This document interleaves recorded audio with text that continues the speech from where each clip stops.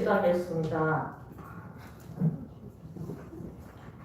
할렐루야. 고맙고 감사하신 하나님 아버지 감사합니다. 오늘은 종교개혁 500주년이 넘는 종교개혁 주일입니다. 마틴 루터를 비롯하여 많은 개혁주의자를 통해 오직 성경, 오직 은혜, 오직 믿음으로 기독교의 본질 회복을 외쳤던 종교개혁의 정신이 21세기를 살아가는 우리에게도 동일하게 필요한 시대 정신이라는 것을 깨닫는 시간이 될 수 있도록 축복하여 주시옵소서. 오늘 주일 예배를 성령님께서 강권적으로 역사하시고 함께하여 주실 줄 믿고 감사드리며 우리 주 예수님 이름으로 기도드립니다. 아멘.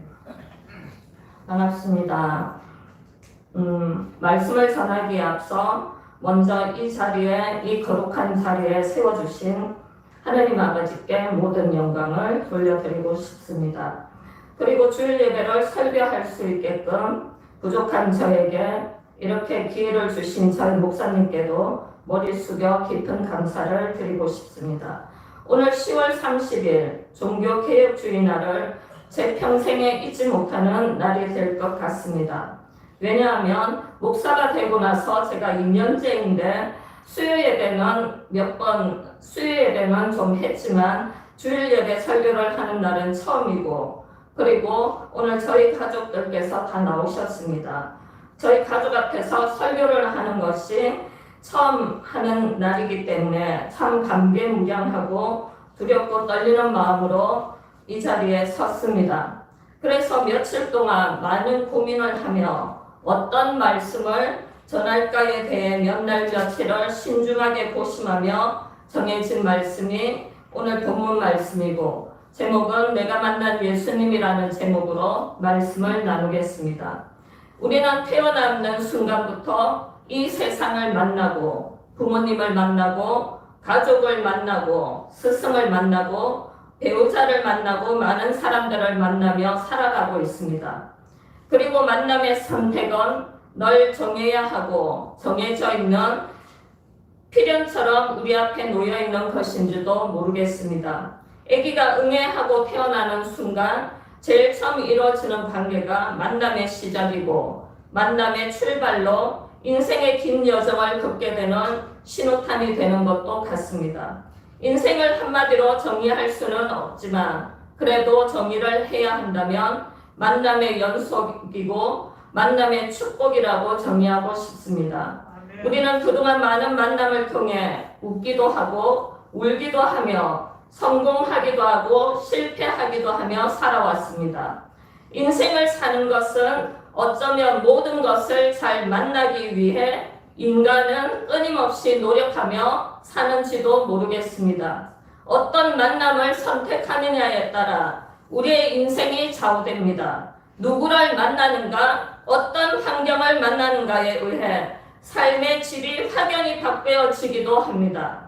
특히 몸이 아픈 환자분은 좋은 의사를 만나는 것이 얼마만큼 큰 축복인지도 모릅니다. 좋은 의사는 아픈 몸을 빨리 낫게 하며 죽어가는 생명도 살려내기도 하는 것입니다. 그러나 이보다 더 크고 더 중요한 만남이 있습니다. 우리 인생에서 반드시 만나야 하고 꼭 만나야 하는 분이 한 분 계십니다.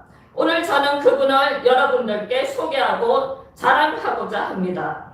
그분은 바로 우리 주 예수 그리스도이십니다. 오늘 제목이 내가 만난 예수님입니다. 오늘 본문 29장 13절 말씀처럼 너희가 온 마음으로 나를 구하면 나를 찾을 것이요 나를 만나리라는 말씀같이 하나님께서는 저를 만나주시고 우리들을 만나주셨습니다. 저는 교회 나간 지 25년이 지났습니다. 일본에서 친구 따라 처음으로 교회를 나가게 된 것입니다.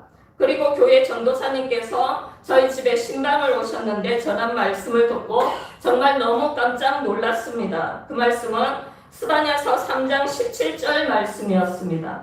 너의 하나님 여호와가 너희 가운데 계시니 그는 구원을 베푸실 전능자시라. 그가 너로 말미암아 기쁨을 이기지 못하시며 너를 잠잠히 사랑하시며 너로 말미암아 즐거이 부르며 기뻐하시리라 하리라는 이 말씀이 너무 와닿았기 때문입니다. 하나님이 꼭 우리 엄마 같다는 생각이 들었습니다. 24살 때 돌아가신 엄마처럼 따뜻한 사랑으로 와닿는 것이었습니다. 유일하게 이 세상에서 나를 보며 좋아서 어쩔 줄 몰라 하시고 기뻐서 어쩔 줄 몰라 하시던 엄마가 떠올랐습니다. 우리 엄마처럼 하나님이 나를 즐거이 부르며 기뻐하신다는 말씀이 완전 믿어졌습니다. 이 세상은 항상 누군가에게 평가의 대상이고 심사 기준의 대상이지만 엄마의 눈만큼은 무한한 사랑의 눈으로 잠잠히 사랑해 주시고 기뻐해 주시는 분이신 것입니다. 그런 엄마가 하루아침에 갑자기 없어지고 나니 너무 힘이 들었습니다. 하루에도 수십 번 불려졌던 정미야를 누가 그렇게 다정하게 불러주지도 않습니다. 어떤 부모가 자식을 끔찍하게 사랑하지 않겠습니까마는 저희 엄마는 막내인 저라면 정말 끔찍했습니다. 제가 원하고 갖고 싶다던 것은 한 번도 안 사준 적이 없었고 용돈도 내 또래의 아이들보다 항상 더 풍족하게 받았습니다. 어렸을 때부터 메이크가 아니면 안 입었고 안 신었고 몸이 약한 탓에 초등학교부터 계속 보약은 달고 살았던 것 같습니다. 항상 곁에서 필요를 충족시켜 줄 것 같은 엄마가 영원히 함께 해줄 것만 같았는데 엄마가 죽는다는 생각은 꿈에서도 생각해 본 적이 없었습니다. 아니 상상도 하기 싫었습니다.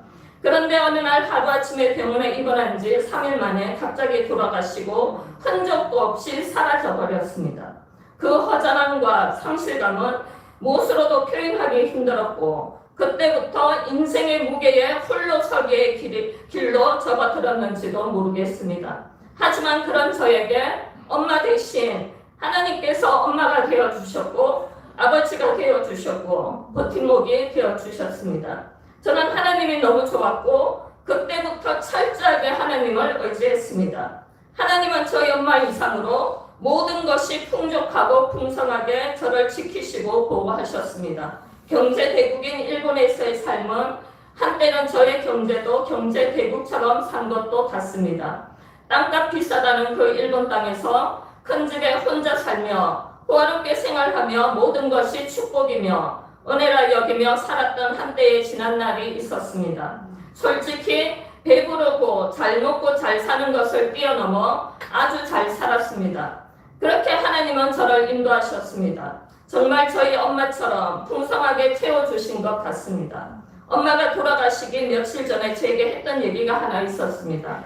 5 형제 중에 가장 용돈을 많이 준 것은 큰오빠와 정민너라고 말씀하셨습니다. 큰오빠는 장남이라 밖에 나가서 기죽지 말라고 더 주고 정민너는 막내라 귀여워서 더 많이 줬다는 말씀을 해주셨습니다.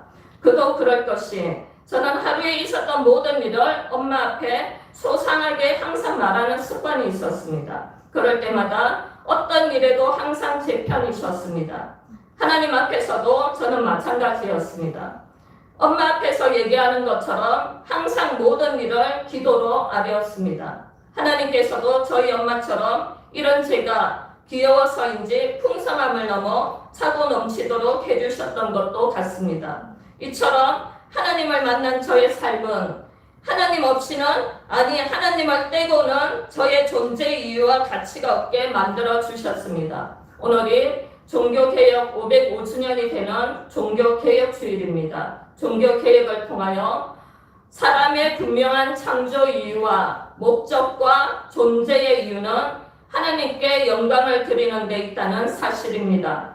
우리가 한번 이 땅에 태어난 이상 누구에게나 누구든지 예외 없이 인간의 존재 이유와 분명한 목적은 하나님께 영광을 돌리는 것이 아주 중요한 팩트 중에 팩트인 것입니다.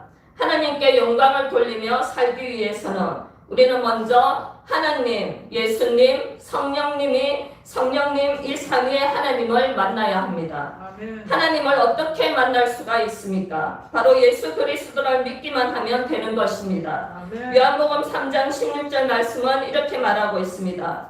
하나님이 세상을 이처럼 사랑하사 독생자를 주셨으니 이는 그를 믿는 자마다 멸망하지 않고 영생을 얻게 하려 하심이라는 말씀처럼 하나님 뜻은 이 세상 누구든지 멸망하지 않고 영생을 선물해 주고 싶은 것이 하나님 아버지의 뜻이자 목적인 것입니다. 하나님께서는 독생자 예수 그리스도를 십자가에 못 박게 하셨습니다. 인류를 구원시키기 위한 하나님 아버지의 처절하고 원대한 몸부림의 사랑의 결정판이셨습니다. 그리고 예수님은 하나님 아버지의 뜻대로 십자가에 정확하게 못 박히셨습니다. 인간의 고통 중에 최고의 고통과 아픔 중에 최고의 아픔을 감당하며 감내해내셨습니다. 하나님은 왜 그러셨을까요? 왜 이 방법을 선택하셨을까요? 왜 하나뿐이 없는 아들을 죽이시면서까지 찢어지는 아픔의 처절한 몸부림과 싸우셨을까요? 그것은 바로 나를 살리고 여러분들을 살리고 우리에게 구원과 영생을 주시기 위한 인류 최대의 사건이자 영생의 큰 프로젝터의 완성이셨습니다. 이 세상에 누가 남을 살리고자 내 아들을, 내 자식을 내줄 수 있는 분이 누가 있겠습니까? 인간에 있어서 최고의 사랑의 극치는 자식을 위해 부모님이 자기 목숨을 내어 바치는 것까지가 사랑의 최고의 극치라고 말할 수 있습니다. 아주 위대하고 원대한 사랑의 극치가 아닐 수 없습니다. 하지만 하나님 아버지는 인간의 사랑의 극치와 아주 다른 대조를 보여줍니다. 이것이 하나님 아버지의 사랑의 표현이자 인간과 다른 사랑의 방식이셨습니다. 이런 하나님을 우리는 꼭 반드시 어떻게든 만나야 합니다. 물고기는 물을 만나야 삽니다. 그런데 물이라고 아무 물에서 살 수 있는 것이 아닌 것입니다. 강물에 사는 물고기는 강물에 최적화된 온도와 수온에 맞춰져서 사는 것이고, 바다에 사는 물고기는 바다에 최적화된 온도와 수온에 맞춰졌을 때 마음껏 헤엄치며 살아나가는 것입니다. 한마디로 물 만난 고기가 되는 것인지도 모르겠습니다. 우리 교회에 조그만 수족관이 있습니다. 저희 교회 사모님께서 항상 새물을 갈아주시고 온도와 수온을 관리하시며 먹이도 적당하게 주시곤 합니다. 그뿐만이 아닙니다. 자주근 수족관 안에는 이끼도 넣어주시고 모래도 자갈도 인조나무도 그야말로 작은 물고기가 마음껏 살 수 있도록 물고기 동산을 만드셨습니다. 어느 것 하나 부족함이 없게 만들고 나서야 맨 나중에 물고기를 넣어주는 것을 봤습니다. 물고기들은 저만의 세상에서 이리저리 활주하며 예쁘게 움직입니다. 저는 이 작은 수족관을 보고 하나님의 천지창조가 생각났습니다. 창세기를 보면 하나님께서는 인간을 위해서 먼저 모든 것을 창조하시고 마지막에 인간을 지으셨습니다. 그리고 마음껏 누리며 다스리며 살게 하셨습니다. 마치 물고기의 모든 필요를 다 채워주시고 물고기를 관리하시는 사모님처럼 하나님께서도 인간을 위해 모든 것을 지으시고 주님께서 만든 동산에서 마음껏 누리며 정복하고 다스리며 살도록 만드신 것입니다. 우리는 누리며 다스리며 정복하며 살아야 하는 이 세상의 주인공들인 것입니다. 관리는 하나님께서 하십니다. 이 세상의 주권자는 하나님이시고 우리 인간의 주권자도 하나님이신 것입니다. 우리가 믿어지던 안 믿어지던 이 천지를 창조하신 분은 여호와 하나님이심에 틀림이 없고 틀림이 없는 사실입니다. 그러므로 우리는 하나님을 만날 때, 주님과 함께 할 때 물 만난 고기처럼 마음껏 인생을 헤엄치며 앞으로 전진하도록 내진 설계가 되어 있는 존재들인 것입니다. 오늘 우리는 이런 좋으신 하나님을 꼭 만나게 되고 믿어지는 축복이 있어지기를 꼭 바랍니다. 그렇다면 내가 만난 예수님은 어떤 분이셨는가에 대해 좀 더 구체적으로 알아보겠습니다. 그 첫 번째로는 내가 만난 예수님은 치료해 주시는 예수님이십니다. 서두에 잠깐 언급했듯이 몸이 아픈 환자에게는 그 병에서 빨리 낫고자 하는 것이 모든 환자들의 꿈이자 소원이자 바람인 것입니다. 이 세상에 많은 고통이 있습니다. 그 중에서도 몸이 아픈 질병의 고통이 무엇에도 비교할 수 없는 큰 고통이자 아픔인 것입니다. 몸이 아프면 모든 것이 한순간에 다 무너져 내려앉는 것입니다. 마음이 내려앉게 되고 생각이 내려앉게 되고 입맛이 내려앉게 됩니다. 그리고 외모도 내려앉게 되고 말도 긍정에서 부정으로 내려앉게 되는 것입니다. 그만큼 병은 모든 것을 송두리째 빼앗아가고 결국에는 생명조차도 빼앗아가는 것입니다. 질병은 우리의 기쁨과 행복을 앗아가는 도둑인 것도 같습니다. 우리는 3년 동안 유례없는 코로나 팬데믹과 전 세계가 싸워왔고 지금도 싸우고 있는 것이 오늘날 세계 정세이고 현실인 것입니다. 21세기 최첨단 과학이 발전하고 인공위성을 과시하며 자랑하던 국가도 개인도 코로나 앞에서는 속수무책으로 당하고 있는 것입니다. 인공위성과 로봇이 출현하며 우주를 오고 가는 이 세상, 인간의 삶의 질은 높아지고 세련되어지고 가고 있는 반면 문명이 발전하면 할수록 코로나 팬데믹 같은 질병도 더 발전해서 오고 있다는 연구 결과가 있습니다. 우리는 앞으로 어떤 희귀병이 더 많이 등장할지 아무도 모르는 것이 오늘 현대 사회인 것입니다. 누가 이 위기를 극복할 수 있습니까? 극복시킬 수 있습니까? 어디서 해결책과 해답을 찾을 수 있습니까? 그 해답은 천지를 창조하시고 만드신 주권자 되시고 주관자 되시는 우리 주님 안에서 극복할 수 있는 해결과 해답을 찾을 수 있다는 사실입니다. 아니 반드시 찾게 되는 것입니다. 출애굽기 15장 26절 말씀은 이러시되 너희가 너희 하나님 나 여호와의 말을 들어 순종하고 내가 보기에 의를 행하며 내 계명에 귀를 기울이며 내 모든 규례를 지키며 내가 애굽 사람에게 내린 모든 질병 중 하나도 너희에게 버리지 아니하리니 나는 너희를 치료하는 여호와임이라는 이 말씀처럼 이 세상 그 어떤 질병의 치료도 여호와 치료하는 하나님께 있다는 사실을 여실히 증명해주는 말씀인 것 같습니다. 저는 5년 전에 대장암 아주 초기인 연기 판정을 받았습니다.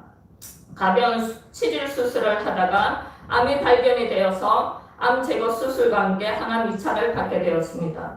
저는 제가 암에 걸릴 줄은 꿈에도 몰랐습니다. 텔레비나 TV 연속극에서 보던 암의 주인공이 내가 될 줄은 몰랐고 설상가상으로 의사의 오진으로 처음에는 사기쯤 되는 암말기 판정을 받았습니다. 의사가 말을 하는데 무슨 말인지 도무지 이해가 되지 않았고 머릿속이 하얗게 질려버리고 말았습니다.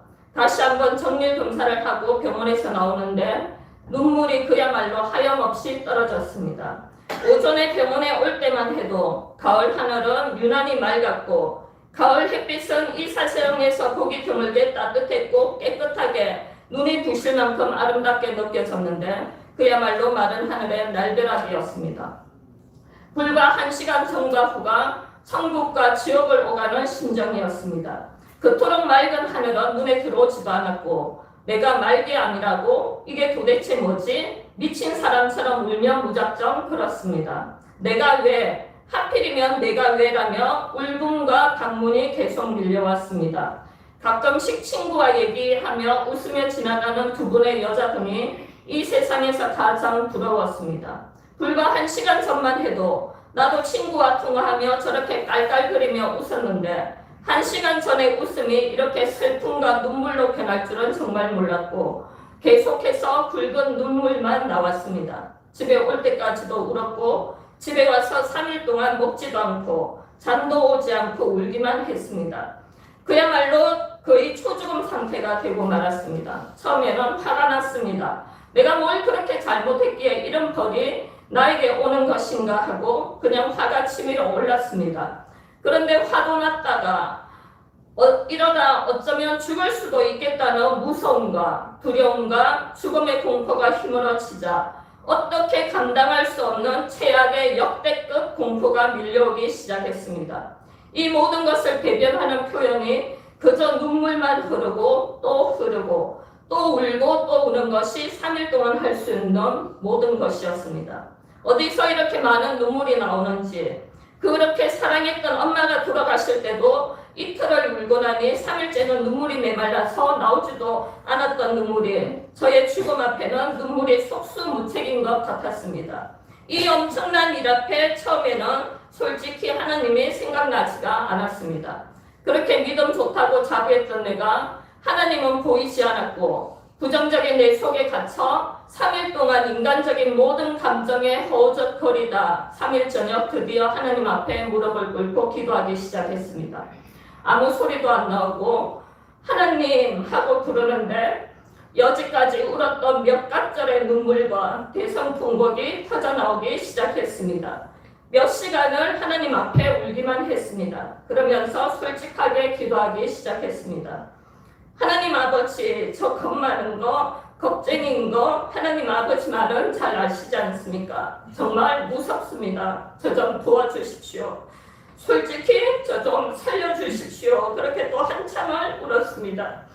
그렇게 한참을 울며 몇 시간 기도하고 나니 이상하게도 그동안 그렇게 요동치며 가볍게 날린 것 같던 내 마음이 무거운 무엇으로 가득 채워지는 것 같았고 뭔지 모르는 시원함과 평안한 마음으로 바뀌는 것 같았습니다. 그러면서 담대한 마음이 되었고 죽음조차도 우리 하나님이 개입한다는 믿음이 생겨나기 시작했습니다. 그동안 얼마나 안 먹고 안 자고 끙끙거렸던지 며칠 사이 살이 3-4kg가 빠져버렸습니다. 그리고 며칠 뒤 언니 오빠와 친한 친구와 같이 검사 결과를 들으러 병원에 갔습니다. 병원에서 선생님의 첫 말씀은 이랬습니다. 그동안 며칠 동안 마음고생 심하셨죠. 다시 검사해보니 암이 될까 말까한 아주 초기라며 간단하게 수술하면 됩니다 라고 말씀하시는 순간 저는 마음속으로 하나님께서 역전시켜 주시는 거지요. 감사합니다. 정말 감사합니다 라며 외쳤습니다. 그리고 너무 기뻤습니다. 수술 날짜를 잡은 그 다음날 큰오빠께 연락이 왔습니다. 아주 초기라도 그래도 암인데 라며 아는 지인을 통해 서울 세브란스 병원에 우리나라의 대장암 권위자인 교수님으로 예약을 해줬습니다. 저는 날아갈 듯 기뻤습니다. 죽어가는 사람도 살린다는 그 유명한 교수로서 나 정도의 암이면 더 간단하게 해결된다는 확신이 왔기 때문입니다. 드디어 서울에서 수술을 받고 일주일 뒤 교수님을 만났습니다. 그런데 뜻밖의 말을 하는 것이었습니다. 아주 예민하고 미세한 부분이라 아직 미묘하게 암세포가 남아있다는 것이었습니다. 항암 2차를 해야 하고 방사선도 받아야 한다고 말을 하는 것이었습니다. 그때부터 4개월간 서울과 부산을 오가며 암세포와 싸웠습니다. 항암 부작용으로는 머리 눈썹은 다 빠지고 몸은 10kg가 빠져 뼈만 앙상하게 남아있었고 그거를 보니 내가 아니고 다른 사람인 것 같았습니다. 비참함 그 자체였습니다. 병색이 완연한 누가 봐도 병색이 완연한 그 자체였습니다.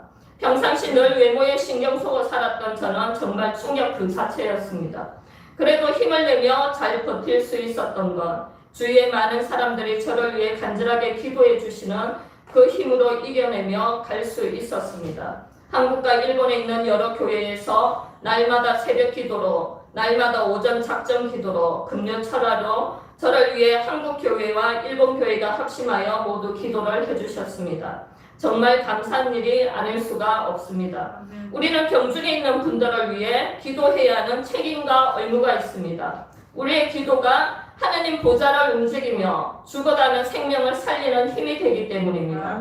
야고보서 5장 16절 말씀에 잘 나타나 있습니다.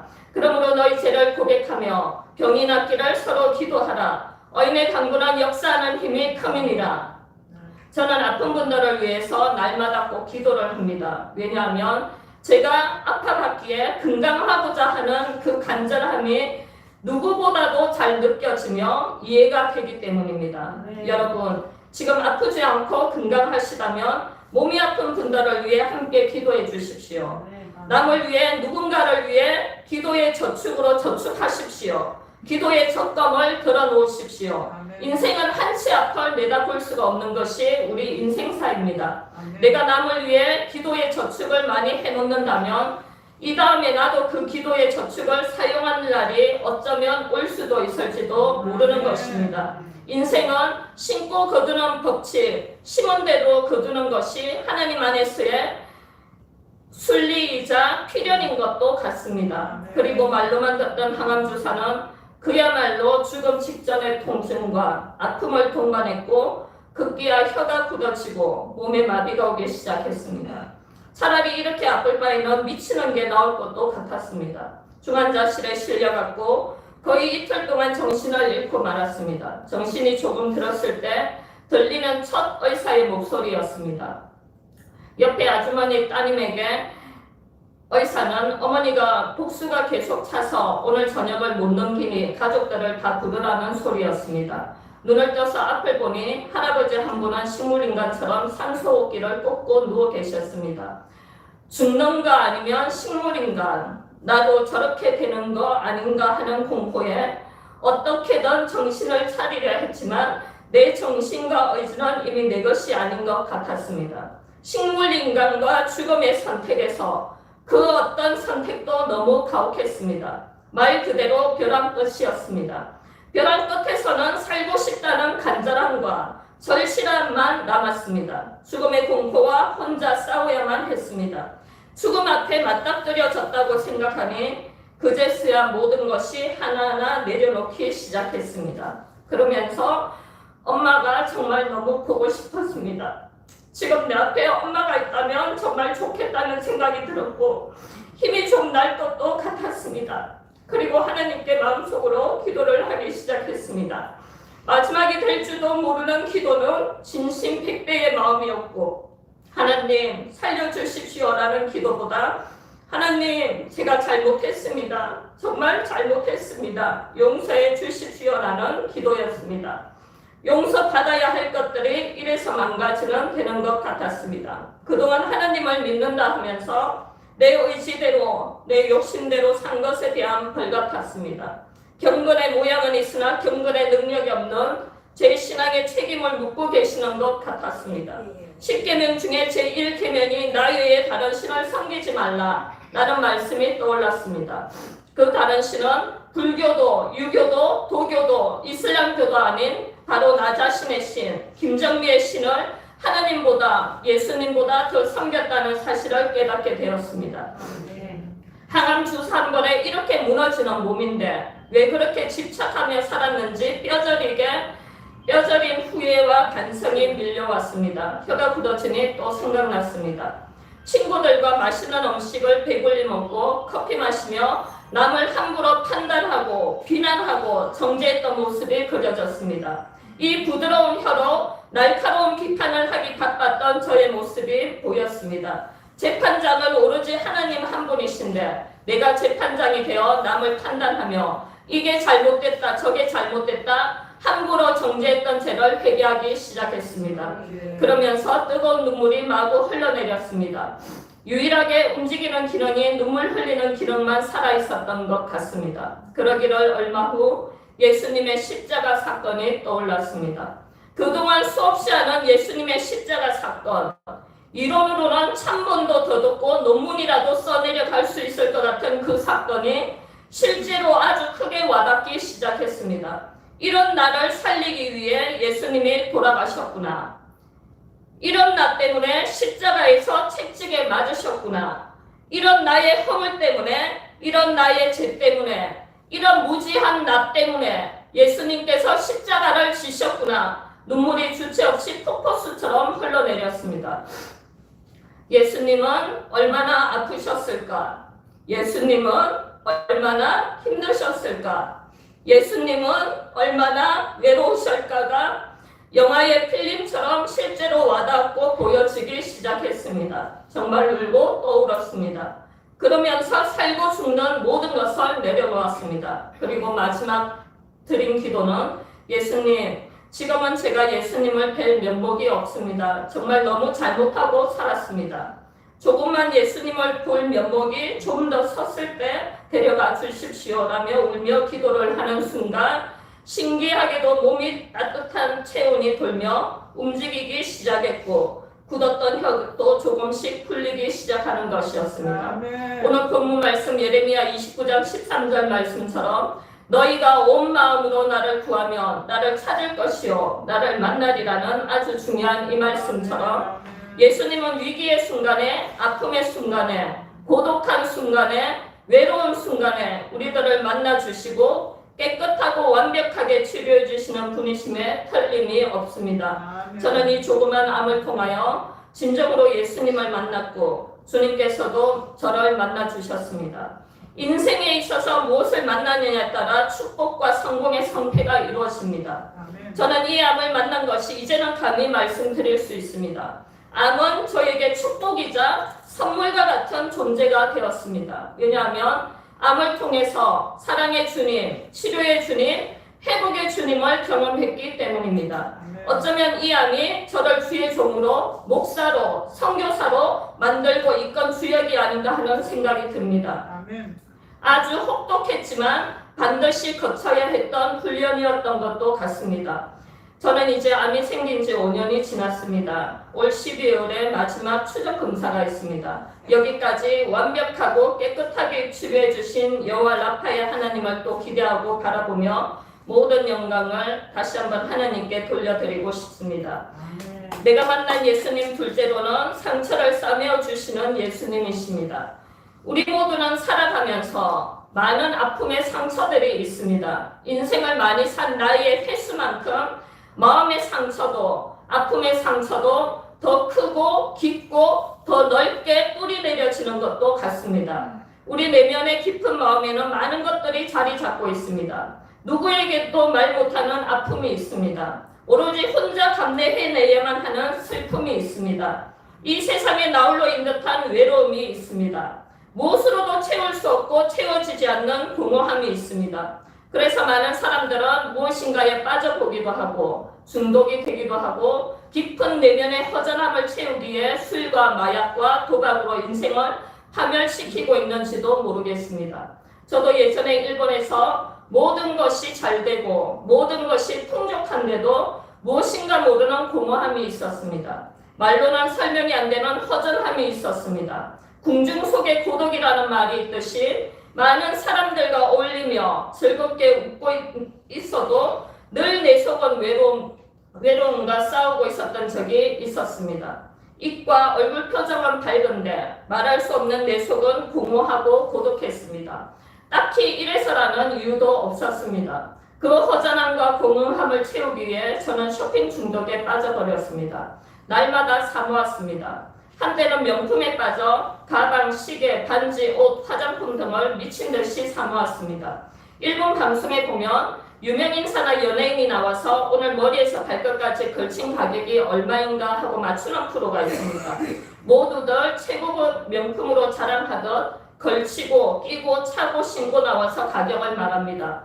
저도 그들이 지니고 있는 것들보다는 못했지만 그렇다고 크게 빠지지도 않았습니다. 그런데 신기한 것, 그렇게 사모으는데도 나는 흡족하지가 않았습니다. 돈을 주고 살 때 잠깐 기뻐하며 만족하는 것뿐, 집에 가져와서 3일이 지나면 또 식상했습니다. 전도서 1장 8절 말씀처럼 오늘 만물이 피곤하다는 것을 사람이 말로 다 말할 수는 없나니 눈은 보아도 족함이 없고 귀는 들어도 가득 차지 아니하도다 라는 말씀처럼 아무리 부어도 채워지지 않고 채울 수 없는 빈 마음이 존재하는 것입니다. 모든 사람들에게는 간절한 바람들이 있습니다. 이것만 해결되면 다 이룰 것 같은데, 저것만 해결되면 두 다리 쭉 뻗고 잘 것 같은데 라며 상담하지만 또 다른 빈 마음의 소원과 바람들이 줄지어서 기다리고 있는 것이 우리의 인생인 것입니다. 이 복잡하고 미묘한 감정의 소용돌이에서 누가 어디서 어떻게 우리들을 건져내줄 수 있습니까? 물질이 건져내줄 수 있습니까? 어쩌면 많은 분들이 이렇게 말할 것도 같습니다. 돈만 많으면 어디 공할 틈이 어딨어? 모르는 소리라며 반문할 것도 같습니다만 제 경험상 물질이 절대 해결해 줄 수 없다는 사실입니다. 수행이나 선행이 해결해 줄 수 있습니까? 나 자신조차도 알 수 없는 이 깊은 내면의 아픔, 공허함의 끝을 종지부시켜 주실 분을 저는 만나고 찾았습니다. 그분을 진정으로 만나고 나니 공허함이 사라졌습니다. 내면의 깊은 아픔이 사라졌습니다. 물론 쇼핑 중독에서도 벗어나게 되었습니다. 오늘 저는 또 그분을 여러분들 앞에 알려드리고 싶습니다. 그분은 바로 우리 구주 되신 예수 그리스도이십니다. 아멘. 저는 이분이 너무 좋습니다. 너무 좋아서 설레고 벅차고 두근거립니다. 더 이상의 명품이 필요가 없어졌습니다. 모든 것이 예수 그리스도로 꽉 들어찬 나의 삶, 나의 내면은 모든 것이 감사와 평안으로 넘쳐나기 시작합니다. 하루의 시작이 예수님이고 하루의 끝이 예수님이 된 나의 삶은 더 이상의 고독함의 상처가 아닌 예수 그리스도의 영광의 흔적이 나를 지배하게 할 뿐입니다. 시편 147편 3절 말씀은 이렇게 말하고 있습니다. 상심한 자들을 고치시며 그들의 상처를 쌈에 씌는도다. 네, 정말 맞습니다. 예수님께서는 우리의 상처를 싸매어 주십니다. 절대로 우리의 상처를 후회하시는 분이 아니신 것입니다. 내 속에 울고 있는 나를 위로해 주시고 사랑으로 싸매어 주십니다. 이런 예수님께 나오십시오. 이런 예수님을 만나십시오. 그분이 지금 여러분들을 기다리십니다. 그분이 지금 여러분들을 초청하고 계십니다. 평생 고질병처럼 나를 애워쌌던 그 지긋지긋한 내면의 깊은 상처에서 해방되시고 사랑으로 싸매어 주시는 예수님 품에 안겨주시는 축복의 주인공이 다 되시기를 바랍니다. 오늘 저는 내가 만난 예수님이라는 제목으로 말씀을 나누었습니다. 서두에도 언급했듯이 인생은 누구를 만나는가, 무엇을 만나는가가 굉장히 중요합니다. 어떤 누구의 만남은 파멸과 멸망으로 인도하는 만남이 있고 또 어떤 누구의 만남은 영생과 생명으로 인도하는 만남이 있습니다. 내가 만난 예수님은 영생과 생명을 풍부하게 선물해 주셨습니다. 이 선물을 저는 나누고 싶습니다. 이 선물을 더 나누기 위해 저는 목사가 되었는지도 모르겠습니다. 내가 만난 예수님을 잘 전하고 싶습니다. 내가 만난 예수님을 잘 나타내고 싶습니다. 그래서 내가 만난 예수님을 통해 많은 사람들이 구원을 얻고 영생을 얻게 되는 간격이 있게 되기를 저는 소원합니다. 끝으로 우리 모두에게는 내가 만난 예수님이 있습니다. 각자의 처지에 맞게, 각자의 입장에 맞게 우리는 예수님을 만났습니다. 그 예수님을 우리는 전해야 합니다. 내 입을 통해, 나의 모습을 통해, 나의 손을 통해, 나의 발을 통해 내가 만난 예수님을 전해야 합니다. 내가 만난 예수님을 통해 또 다른 누군가가 내가 만난 예수님을 또 고백하며 또 외칠 수 있도록 이 일에 최선을 다하는 우리 모두가 다 되시기를 간절히 바랍니다. 기도하겠습니다. 할렐루야. 고맙고 감사하신 하나님 아버지 감사합니다. 우리 인생에서 누구를 만나는가는 참으로 중요합니다. 참으로 중요하고 또 중요한 가운데 예수님께서는 우리를 만나 주셨고 우리는 예수님을 만났습니다. 우리를 만나 주신 예수님 감사합니다. 평생 이 감격과 이 감동으로 살아갈 수 있는 저희들이 다 될 수 있도록 축복하여 주시옵소서. 감사드리며 우리 주 예수님 이름으로 기도드립니다. 아멘.